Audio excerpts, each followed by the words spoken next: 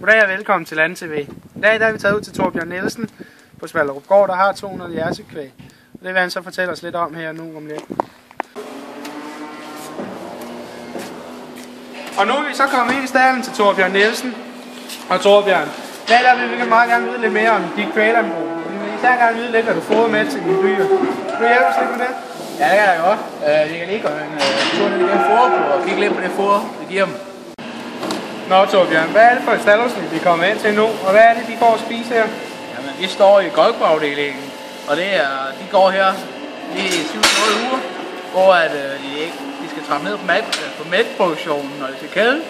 Og det gør vi ved, at vi trapper dem ned på fodermetoden. At det er, at vi giver dem kun halm og vand de første 3 dage af golfperioden. Det er måske en lidt hård metode, men en effektiv metode. Nå, Ko, hvad synes du om det her halm? Den er vist ikke helt tilfreds med det der. Det må Torbjørn få lavet lidt om på. Ja, og Torbjørn, hvad er det så for et afsnit, vi er kommet til her nu? Jamen, nu står vi i kælvingsafsnittet. Og vi skulle gerne kælve inden for næste par dage dem her. Og som I kan se, det foder vi giver dem. Vi giver dem sådan set det samme foder, som vi giver de malkende køer. Der er bare lidt mere græs, eller lidt mere halm i. Og grunden til, at vi giver det samme foder, det er for, at de skal trappe op i mælkeøvelse nu her, når de får en kalv, og gerne skulle til at give noget mælk til produktionen. Og de får så lidt ekstra mineraler og lidt tilskud. Og hvor lang tid går de cirka her, Torbjørn? Ja, men de går ikke så lang tid. De går her 3-4 dage, så til kælving, når de har kalv. Så kommer de så over. Kalven bliver taget fra og sat over til småkalvene. Og koen, den kommer så, han bliver malket med det samme. Og så de første par dage, der malker man den fra, og så bruger man så mælken til mejeriet bagefter. Men det kommer vi ind på lidt senere, alt det der. Nå Torbjørn, hvad er så for et afsnit, vi er kommet til nu? Jamen det her køerne står dem, som vi malker. Og det vi giver her foder, det har vi tilpasset nøje til deres behov, med henholdsvis til fylde og protein. Lige præcis med tallene kommer vi ind på senere med konsulenter. Når vi vælger foderets værdi, så har vi konsulenter til at hjælpe os. Nå Torbjørn, hvad er så for et afsnit, vi er kommet til her? De ser da noget yngre ud, de kvæg der. Jamen det er kvierne, vi står hos. De skulle gerne blive køer om 3-4 måneder, dem her. Og det vi giver dem at spise her, der er ikke så meget protein i, fordi de skal jo ikke malke jo. Så vi har noget halm, vi har noget græs, og vi har noget majs, og så er der forskellige mineraler i og lidt korn. Og så kan I se her. Hvis man har noget dårligt græs, så bruger man det gerne til kvier, fordi der skal ikke være så mange proteiner i.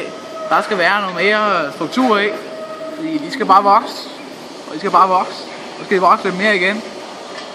Så det er rigtig godt med noget groft græs. Nå Torbjørn, hvad er det her nede for noget? Jamen nu er vi nede i småkalveafdelingen. Og det her, de kommer ned efter de har kælvet op i kælveafdelingen. Og det er jo godt med de kalve her. Det er gode kalve, ja. Og det vi giver dem hernede, i starten så får de selvfølgelig med. Og lige med det samme, som de kommer ned, så tilbyder vi dem noget korn og noget grovfoder i form af hø, så vi kan se på foderhængen op til siden af kalven. Og det der her, det er noget valset vorbyg. Og så er der lidt kraftfoder i, noget tilskudsfoder. Det er fordi, vi vender dem langsomt til kviernes foder, så deres vom kan vende sig til dannet vom, så det kan vende sig til det. Og I kan se, det er nogle glade kalve. Sunde kalve. De giver gode køer. Nå Torbjørn, hvad er det her inde så for noget? De ser da noget større end dem, vi tog ud i de små buer. Jamen det her vi har kalvene. De her kalve lige kommet ud fra småkalvene staldafsnit. Og her, vi har så taget mælken frem, fordi nu har de fordannet en vom. Og derfor, nu giver vi dem noget halm og noget hø. Og det er sådan set det eneste, de får vand, halm og hø. Og så får de lidt majs og nogle kerner. Nu skal de sådan set bare vokse og blive store. Og i stivelse, der er byggesten. Og det er byggesten, det skaber energi. Og energien, der vokser det. Så her skal de bare blive store og blive kvier. Ja, spiller ikke nice,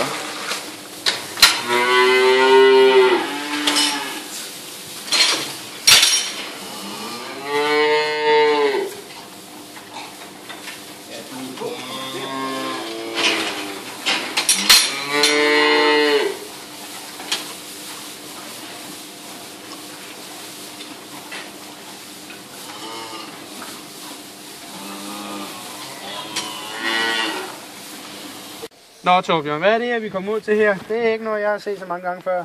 Nej, men det er også græs, som vi har pakket ind i rapballer. Og så når vi bruger dem, så skærer vi dem bare op. Vi giver selvfølgelig ikke plastikken til køerne. Så hælder vi det op i fodvognen derovre, så vi kan se på det senere. Og så kører vi det ind til køerne. Og det er et rigtig godt strukturfoder til dem. Det er et godt supplement, så det ikke får sur vogn. Og så de får en god mave. Ja, men det glæder vi os til at se. Nå Torbjørn, hvad er det her, vi kommer ud til her?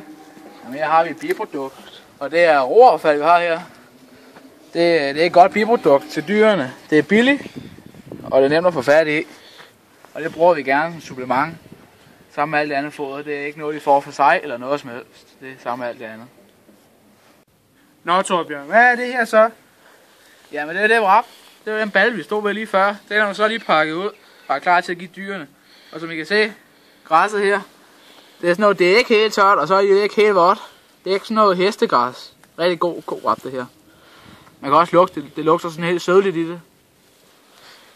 Og hvad er det så, vi har her om bagved? Jamen, det er det fleste kender efterhånden. Det er majs, vi bruger dyrene, og det bruger vi rigtig meget af. Det er både protein og stivelse. Og alle bruger det sådan set. Det er rigtig godt foder, og det er billigere at have, og selv producere. Og hvad gør man ved dem, siden man putter det i sådan en stak her? Jamen, man kalder det ensilage, fordi man insilerer det. Man lægger det i en stak, som I kan se her, og så bliver al luften trykket ud af det.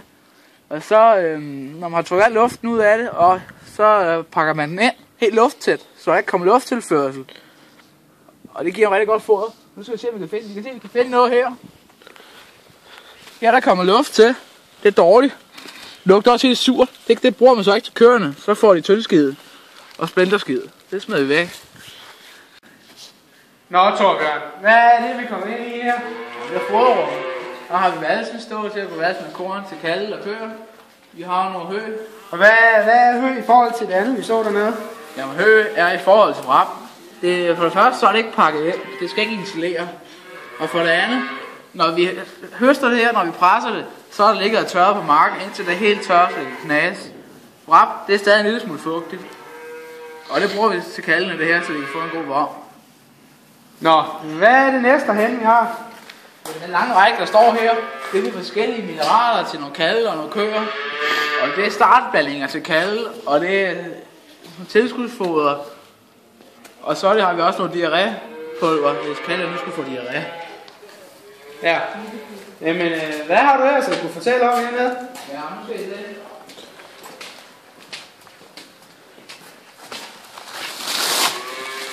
Vi har noget komix her. Det er de mineraler, som vi bruger at køre hans foder. Og der er også A og B og C vitamin i. Nå, jamen, du snakker om noget valse hernede. Hvad er det for noget? Ja, det er valsekorn, vi bruger til kalve og køer.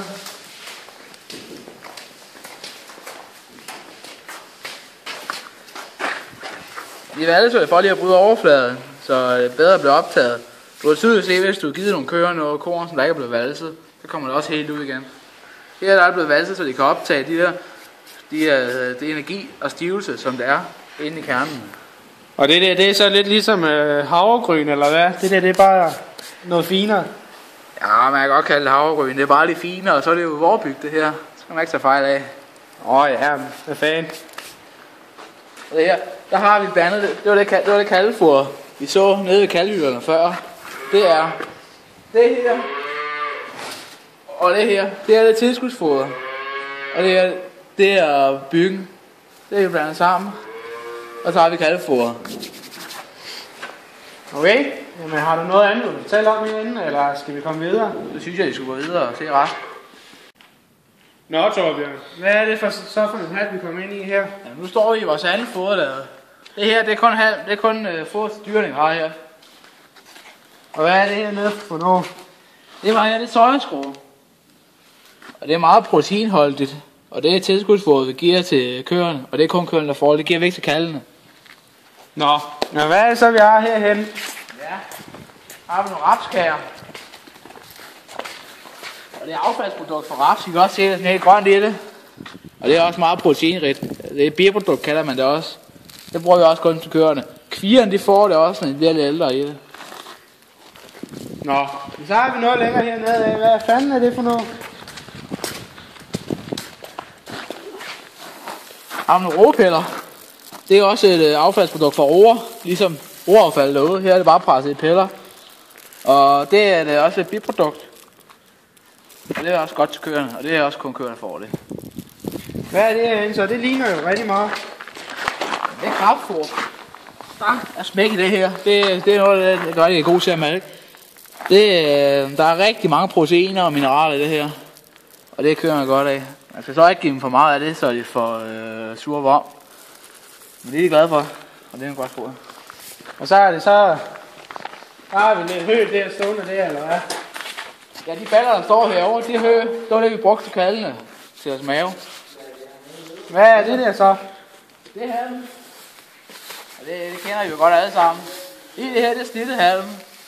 Det bruger vi inde i sengen på, sådan inde ved køer og kvier. Og det hele halm, det der ikke er snittet, det er det der, vi har herovre. Det bruger vi til småkaldene. Men vi bruger også rigtig meget halm i vores foder, især til vores kvier og vores goldkøer. Kvierne, de får rigtig meget halm i, og goldkøerne, lige i den periode, som jeg fortalte i starten af indslaget, der får de 3 dage, hvor de kun får halm og vand. Så det er også, der er godt struktur i det her.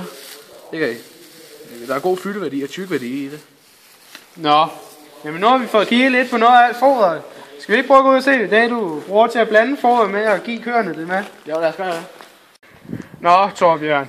Hvad er det så, vi kommer ind til det her? Det ligner der noget farligt noget. Jamen det er jo det, vi blander alt det foder, vi har rundt og se i dag. Det blander vi op i den her maskine. Der sidder alt så inde i, som der bare mixer foder sammen, og vi kan blande alt det. Vi kan blande halmen, og vi kan blande mineraler, og det hele, og majs, det hele blander vi op i. Og som I kan se, og hvis vi er oppe i, så står vi at lade en blanding også, så det rigtig mixer sammen. Og så kommer det ud af den her satan ind her. Hernede under. Så håber vi får skåret det her. Og så kører vi frem ind på foderbordet.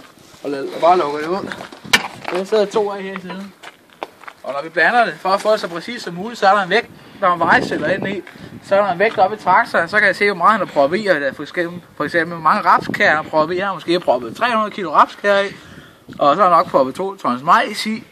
Og så vi kan planlægge det, så de får de rigtige proteiner og rigtige tørstoffer, og de skal have noget fylde. Og så kan vi styre foderplanen på den måde. Og vi blander 2 gange om dagen på det her på den her gård.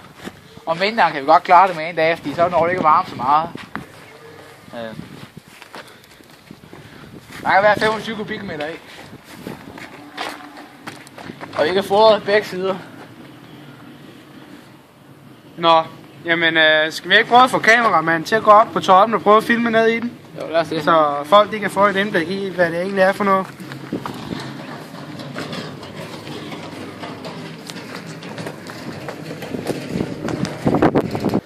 Her kan jeg kigge ned i foderblanderen. Jeg kan se valsene der, der ligger så foder på den her vals, men der er en vals om bagved. De sidder og slår foder i stykker ned i bunden. Og jeg ser alt det hvide, vi lige har smidt op med her, det er fordi jeg har lige været inde og smidt nogle mineraler i. Og I kan se, der ligger meget græs. Lige nu så er jeg i gang med at blande foder til kvierne. Og derfor så er der rigtig meget græs i, og ikke så meget majs.